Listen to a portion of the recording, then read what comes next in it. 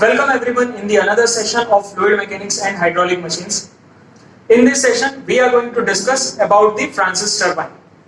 तो previously हमने turbines के classification के बारे में study किया था. Basically turbines को दो categories में divide किया गया है. The first one is impulse turbine, जहां पर हम totally potential energy को convert कर लेते हैं kinetic energy में. And the other ones are reaction turbine, जहां पे हम potential energy को partially convert करते हैं kinetic as well as pressure energy में.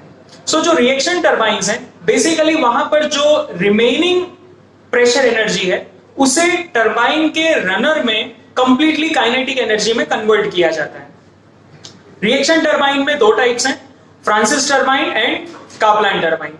सो in this session we are going to study about the components and the working of Francis turbine. So Francis turbine एक radial inflow type का turbine है. Usually जो नए Francis turbine जो recently use होते हैं वो सारे Francis turbine inward reaction type, inward flow type Francis turbines होते हैं. बट अब जो करंट सिनारियो में जो मैक्सिमम टर्बाइंस यूज हो रहे हैं वो मिक्स्ड फ्लो टर्बाइन यूज हो रहे हैं. अब मिक्स्ड फ्लो का मतलब क्या है? सो मिक्स्ड फ्लो का मतलब है कि जो वाटर की एंट्री है वो रेडियली होती है. टर्बाइन के अंदर जब वाटर एंटर होता है तो वो रेडियली एंटर होता है, बट एग्जिट के टाइम वो रनर की जो शाफ्ट एक्सिस है उसके पैरेलल एग्जिट करता है, यानी कि एक्सियल एग्जिट होती है. तो इनलेट जो है दैट इज रेडियल और एग्जिट जो है दैट इज एक्सियल. तो इसीलिए इन टर्बाइंस को हम मिक्स्ड फ्लो टर्बाइंस भी बोलते हैं, जो कि अर्लियर टाइम्स में यूजुअली ये प्योरली रेडियल टर्बाइन हुआ करते थे, बट मॉडिफिकेशन के बाद वो मिक्स्ड फ्लो टाइप के टर्बाइन हो गए. जो फ्रांसिस टर्बाइन है वो specially inward radial flow turbine है, जहां पर हम इनलेट पर combination of kinetic and pressure energy को यूज करते हैं. और इसी रीजन से इन्हें हम रिएक्शन टर्बाइन भी कहते हैं, बिकॉज रिएक्शन का मतलब यही है कि जो पार्शियल प्रेशर एनर्जी है उससे काइनेटिक एनर्जी में कन्वर्ट किया जाए. सो अब हम इसके कंस्ट्रक्शन के बारे में समझते हैं कि इसके इंपॉर्टेंट कंपोनेंट्स कौन से होते हैं. So the first and the most important component is the casing. So casing क्या है? केजिंग एक एयर टाइट स्ट्रक्चर है जिसके अंदर यूजुअली डैम से वाटर को लाया जाता है और वहां से उस वाटर को रनर के अंदर एंट्री दी जाती है. केजिंग जो है वो most of the time completely full of water होती है, यानी कि वहां पर एयर के लिए कोई स्पेस नहीं है या फिर हम एयर को उसके अंदर एंटर नहीं होने देते. केजिंग के बाद जो वाटर है वो चला जाता है गाइड मैकेनिज्म में. अब गाइड मैकेनिज्म क्या चीज है? गाइड मैकेनिज्म एक्चुअली वाटर को एक स्पेसिफिक डायरेक्शन प्रोवाइड करता है कि एग्जैक्टली रनर के अंदर किस एंगल पे वाटर जाना चाहिए और कितना अमाउंट में जाना चाहिए, उसको कंट्रोल करने का काम गाइड मैकेनिज्म का होता है. उसके बाद जो नेक्स्ट कंपोनेंट आता है that is runner. Runner is the most important component, because जो सारी हमारी पोटेंशियल एनर्जी है जिसे हम कन्वर्ट कर रहे हैं प्रेशर और काइनेटिक एनर्जी के फॉर्म में, ये रनर ही है जो उस सारी प्रेशर और काइनेटिक एनर्जी को कन्वर्ट करेगा मैकेनिकल एनर्जी के फॉर्म में. रनर जो है यूजुअली एक शाफ्ट से कनेक्टेड होता है और वो शाफ्ट जो है वो अल्टरनेटर से कनेक्टेड होता है. एट द एंड जो लास्ट कंपोनेंट है वो है draft tube. Draft tube water को डिस्चार्ज करने के लिए यूज किया जाता है. जो भी टर्बाइन के इनलेट में वाटर आता है उसे प्रॉपरली विद लो वेलोसिटी हम डिस्चार्ज करते हैं उसे, ताकि प्रेशर को हम अच्छे से यूज कर पाए, प्रेशर नेट प्रेशर हेड को और बढ़ा पाए. उसके लिए हम यूजुअली जो रिएक्शन टर्बाइंस होते हैं उसमें ड्राफ्ट ट्यूब को कनेक्ट करते हैं.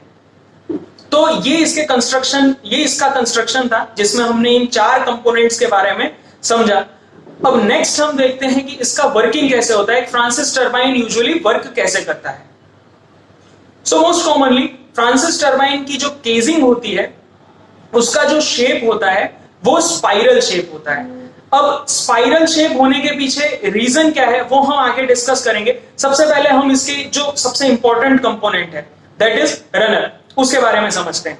तो इसका रनर यूजुअली एरोफॉइल शेप की नंबर ऑफ ब्लेड से बना होता है, जो कि ब्लेड्स काउंट में 16 से लेके 24 के बीच में हो सकती हैं, यानी मैक्सिमम 24 ब्लेड्स और minimum 16, there are 16 numbers of blade. जो वाटर की एंट्री है वो इसमें रेडियल होगी और एग्जिट, जैसा कि आप यहाँ पे देख सकते हो, एग्जिट जो है वो एक्सियल होगी। तो रेडियली वाटर एंटर करेगा और एक्सियली वाटर एग्जिट करेगा। इसकी ब्लेड को हम ऐसे डिजाइन करते हैं कि गाइड वेन से जब वाटर इस पर इंपैक्ट करे तो एक साइड लो प्रेशर क्रिएट हो और दूसरी साइड हाई प्रेशर क्रिएट हो, that is called aerofoil effect. और इस इफेक्ट के कारण जो टरबाइन की नंबर ऑफ ब्लेड्स हैं वो रोटेट होगी और रनर को हम कनेक्ट करते हैं शाफ्ट से। अब इसकी डिजाइन इस टाइप से की जाती है कि जो एंगल ऑफ अटैक है वाटर का वो ऑप्टिमम एंगल हो। ऑप्टिमम एंगल का मतलब यह है कि हमें मैक्सिमम एफिशिएंसी मिले, यानी कि हम एक साइड जो प्रेशर डिफरेंस है दोनों साइड वो मैक्सिमम क्रिएट कर सकें और काइनेटिक एनर्जी जो इंपल्स है उसे हम सक्सेसफुली यूज कर पाए रनर को रोटेट करने के लिए। फिर इसे हम शाफ्ट से कनेक्ट कर देते हैं और फाइनली वो जो शाफ्ट है वो कनेक्टेड होता है अल्टरनेटर से, जिससे कि हम इसकी रोटेशन को यूज कर सकते हैं। तो ये रनर का डिजाइन था कि किस तरह से हम काइनेटिक एनर्जी और प्रेशर एनर्जी को रिड्यूस करके कंप्लीटली उसे एक रोटेशनल एनर्जी या फिर मैकेनिकल फॉर्म में, हम ऐसा कह सकते हैं कि इसे हम कंप्लीटली मैकेनिकल फॉर्म में कन्वर्ट कर सकते हैं, जो कि मोस्ट इंपॉर्टेंट होता है यहां पर हमारे लिए। इसके बाद जो नेक्स्ट इंपॉर्टेंट कंपोनेंट है that is spiral casing. Spiral casing usually हम इसको स्क्रोल केजिंग भी कहते हैं। अब स्पाइरल केजिंग का जो शेप होता है वो जैसे यहां आप देख सकते हो कि जैसे जैसे ये केजिंग प्रोसीड करती है वैसे वैसे इसका जो एरिया है, क्रॉस सेक्शनल एरिया, उसे हम रिड्यूस करते हैं। क्रॉस सेक्शनल एरिया रिड्यूस करने का रीजन क्या है कि जो वाटर है वो विद इक्वल वेलोसिटी हर जगह पे एंटर कर पाए हम। नहीं तो क्या होगा कि अगर इसका शेप हम यूनिफॉर्म रख देंगे तो जो वेलोसिटी है वो हर जगह पे डिफरेंट होगी। तो वेलोसिटी को प्रॉपरली मेंटेन करने के लिए कि हर ब्लेड पे वाटर इक्वल वेलोसिटी से टकराए, इसका शेप बहुत ही इंपॉर्टेंट हो जाता है। ये फर्दर आगे गाइड मैकेनिज्म से कनेक्टेड होता है, यानी कि जैसे ही वाटर इसके अंदर एंटर होगा, अब वेलोसिटी तो हमने इसके शेप को डिजाइन करके कंट्रोल कर ली, बट अमाउंट ऑफ वाटर को हम कैसे कंट्रोल करेंगे? तो अमाउंट ऑफ वाटर को कंट्रोल करने के लिए हम गाइड वेन्स का यूज करते हैं कि रनर की हर ब्लेड पे वाटर जो है एक प्रॉपर एंगल पे टकराए as well as in proper amount. कोई भी ब्लेड में ज्यादा अमाउंट में या कम अमाउंट में वाटर नहीं जाना चाहिए, तो उसके लिए हम गाइड वेन्स का यूज करते हैं, जिससे कि हम फ्लो रेट को कंट्रोल कर सकते हैं, यानी कि इन शॉर्ट वाटर के वॉल्यूम को, अमाउंट ऑफ वाटर को हम कंट्रोल कर सकते हैं। और फ्लो एंगल भी एक इंपॉर्टेंट एस्पेक्ट है, जिससे कि हमें ऑप्टिमम एंगल रनर की ब्लेड पे मिलेगा, जिससे कि हम मैक्सिमम एनर्जी का कन्वर्जन कर पाए, सक्सेसफुली हम मैक्सिमम अमाउंट ऑफ एनर्जी को कन्वर्ट कर पाए। और जो लास्ट सेक्शन है, जब जैसे ही वाटर इसमें से एग्जिट करता है रनर के एंड पे, उसका प्रेशर बहुत ही लो हो जाता है, जिसके कारण कैविटेशन की प्रॉब्लम क्रिएट होती है। तो हम ड्राफ्ट ट्यूब यूज करते हैं जिसका एरिया बढ़ता है, जिससे कि जो प्रेशर है उसे एट द एंड में नेट प्रेशर हेड को बढ़ाया जा सके।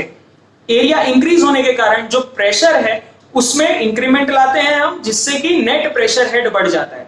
तो होपफुली फ्रांसिस टरबाइन का construction as well as working आपको बहुत ही अच्छे से समझ में आ गया होगा।